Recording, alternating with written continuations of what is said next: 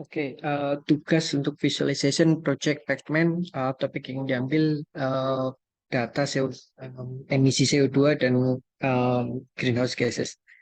Kemudian dataset yang diambil adalah pertama dari All World in Data untuk emisi CO2. Datanya bisa diakses di link ini. Di link ini ada dua set data, yang file with CO2 data ini untuk raw datanya, kemudian codebook ini untuk penjelasan masing-masing datanya. Ini build kolomnya, kemudian ini ada penjelasannya. Nanti datanya dibagi per country, per year, kemudian populasi, GDP, kemudian masing-masing kategori emisi CO2. Kemudian data yang kedua adalah untuk emisi CO2 equivalent untuk greenhouse gases diambil dari Climate Watch data. Di sini kita bisa pilih data greenhouse gases per country, per sektor penyebab emisi greenhouse gases itu. Di sini kemudian nanti ada download historical emission data.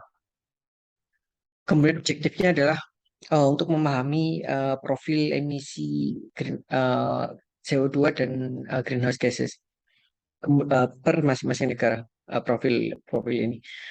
Kemudian kita bisa melakukan perbandingan antar negara untuk emisi karbon dioksida mereka.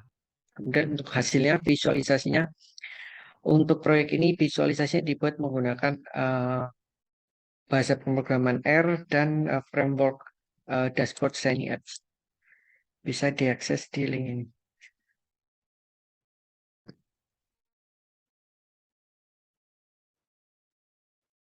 Nah, ini visualisasi untuk data CO2 dan greenhouse gases. Pertama kita pilih negara yang kita ingin untuk visualisasi, misalkan Cina.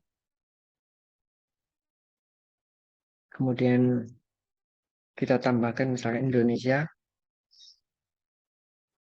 Dan juga kita bisa menambahkan rata-rata dunia.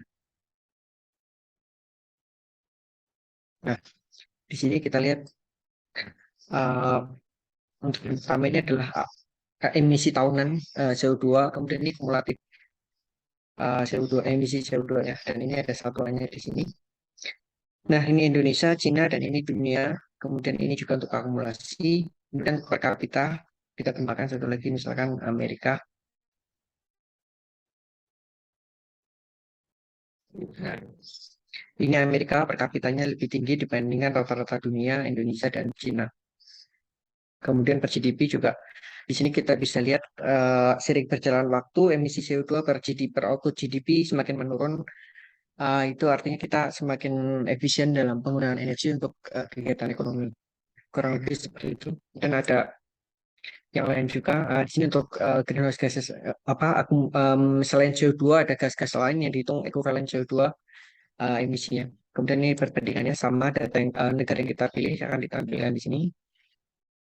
Ini juga ini per kapita, ini emisi apa namanya, emisi per tahunnya dari per sektornya.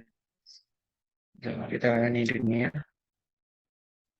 Nah, ini Cina merah, kemudian Indonesia hijau, dan Amerika biru. Kita bisa milih tahun em, apa namanya, perbandingan per tahunnya. Ini dengan slider ini kita bisa milih tahun berapa kita ingin melihat datanya. Kemudian yang ini dari perspektif energi, konsumsi energi primary, kemudian CO2 per unit energi, kemudian energi per kapita dan energi per GDP. Dan analisa apa yang bisa dilakukan sebagai contoh, ya pertama kita membandingkan antar negara seperti yang kita lihat tadi. Kita bisa tahu posisi kita di mana dibanding negara lain atau rata-rata dunia, baik dalam akumulasi emisi CO2 atau per kapita atau variabel lain yang tadi ada di dashboardnya.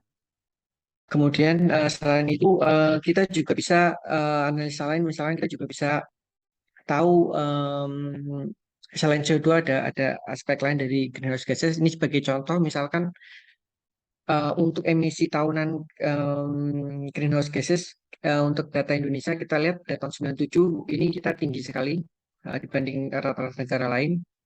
Dan kalau kita lihat per sektor pada 97 kita lihat penyumbang terbanyak itu dari land use change and forestry. Kita tahun 97 itu memang lagi ada El Nino, kemudian ada kebakaran hutan yang banyak di Indonesia, jadi menimbulkan emisi greenhouse gases yang tinggi untuk Indonesia. Dan faktor yang paling berkontribusi adalah land use change and forestry ini. Misalkan kita lihat di sini, eh,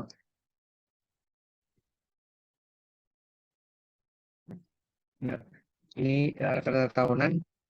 Kemudian kita misalkan kita lihat yang sekarang ini, lihat masih kita isu-isu utama untuk kita masih tentang penggunaan lahan dan kehutanan dibanding bahkan dibanding sektor energi sekalipun kita masih faktor penyebab emisi kita yang paling tinggi masih faktor kehutanan dibandingkan energi. Tahun 2019, 17 mereka sama, kemudian ini lagi 2015 masalah lahan. Ya, jadi kita konsisten secara masalah lahan masih yang paling tinggi untuk kita. Kemudian kita lihat yang 97 memang lihat eh, sangat tinggi emisi yang dihasilkan oleh kebakaran hutan ini. Nah, ini eh, ini bisa jadi catatan dalam diskusi dengan pihak-pihak yang misalkan ada LSM yang coba menggiring Indonesia untuk gencar membangun renewable energy, dan renewable energy itu nggak sesederhana yang ditawarkan proposal developer atau LSM ini. Itu kompleks. Dengan ini kita lihat bahwa kita kalau fokus mengurangi emisi kita, kita bisa lihat yang berkontribusi paling banyak itu dari masalah lahan dan kehutanan gitu. Jadi kalau bicara pengurangan emisi kita, mungkin fokus di sini lebih baik dibandingkan ikut-ikutan negara maju untuk mengembangkan energi terbarukan yang belum tentu masuk secara hitungan ekonomi kita. Dan kita nggak kaya-kaya amat. Ya, kemudian konklusi, data visualisasi berguna untuk memberikan insight awal dari suatu data. Demikian tugas visualisasi data untuk Pacman.